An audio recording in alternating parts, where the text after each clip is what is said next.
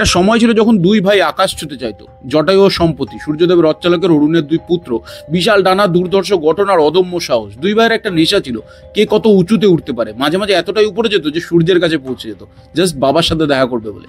সূর্যদেব অরুণকে বহুবার বারণ করেছিলেন, তোমার ছেলেদের বলো যেন এমন না করে, আমি ওদের পোড়াতে চাই না। কিন্তু দুজনেই তো অহংকার ও সাহসে পরিপূর্ণ, কার কথা কে শোনে। একদিন দুপুরবেলা আবার সেই প্রতিযোগিতা, কে কত উপরে যেতে পারে। উঠতে উঠতে তারা আকাশ ফুঁড়ে প্রায় সূর্যের কাছাকাছি। শরীর ক্লান্ত, ডানা কাঁপছে, কিন্তু কেউ কাউকে হার মানাতে রাজি নয়।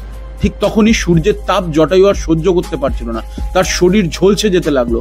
সূর্যের রথ সামনে এগিয়ে আসছে, আর অরুণ একজন বাবা হয়ে দেখছেন তার ছেলের অবস্থা, কিন্তু থামাতে পারছেন না রথ, কারণ সূর্যের রথ থামলে বিশ্বজগতের ছন্দই ভেঙে যাবে।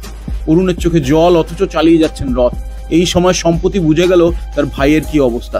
সে ঝাঁপিয়ে পড়লো ভাইকে বাঁচাতে, নিজের ডানাগুলো দিয়ে জড়িয়ে দিল জটায়ুকে, আর সেই মুহূর্তে তার ডানাগুলো পুরো ছাই হয়ে গেল।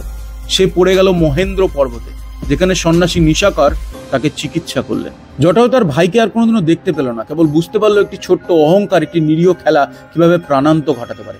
অরুণও বুঝে গেলেন, সন্তানের সাহসে গর্বিত হয়েও বেদনায় নুয়ে পড়লেন। বছর অনেক কেটে গেল। জটায়ু তখন দশরথের বন্ধু, আর একদিন যখন রাবণ সীতাকে অপহরণ করে নিয়ে যাচ্ছিল, তখন সেই জটায়ু একাই রাবণের বিরুদ্ধে লড়লেন, জীবনের শেষ রক্তবিন্দু পর্যন্ত।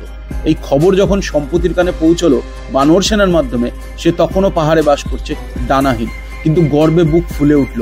জানতো তার ভাই হার মানেনি, সাহস আর আদর্শের দৃষ্টান্ত রেখেছে। আর যখনই এই দুই গুণের কথা আসে, যে সাহস আর আদর্শ, তখনই মনে পড়ে আরেক নাম, নন্দী। তোমরা সবাই নিশ্চয়ই নন্দীকে দেখেছো, কিন্তু নন্দী কি জানো যে এককালে মানব পুত্র ছিল? যদি না জানা থাকে কমেন্ট করবে।